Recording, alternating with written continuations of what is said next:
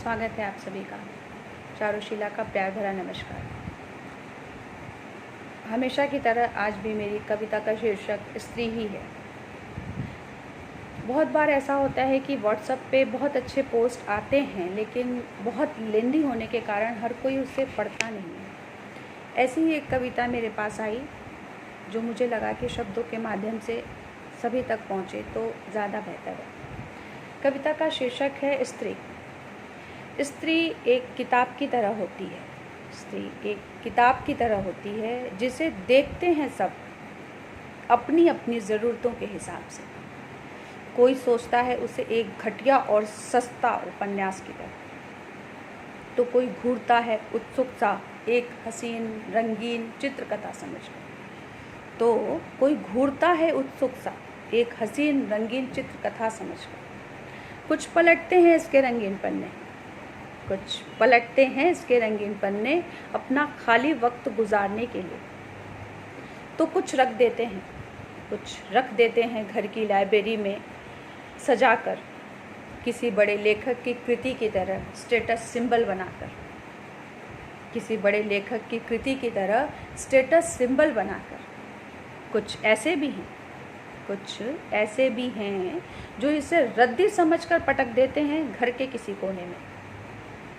रद्दी समझकर पटक देते हैं घर के किसी कोने में।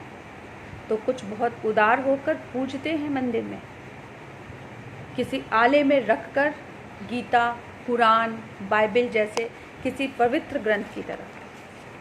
गीता कुरान बाइबिल जैसे किसी पवित्र ग्रंथ की तरह। स्त्री एक किताब की तरह होती है जिसे पृष्ठ दर पृष्ठ कभी भी कोई पढ़ता नहीं, समझता नहीं।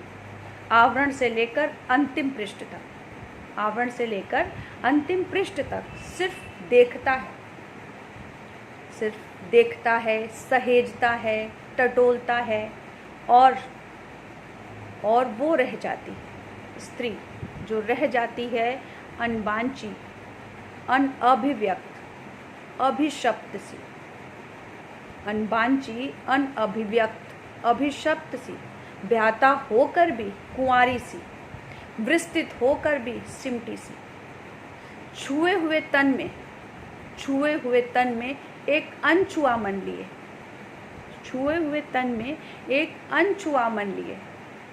सदा ही स्त्री की अनगिनत कहानियाँ इससे कविता लिखता है हर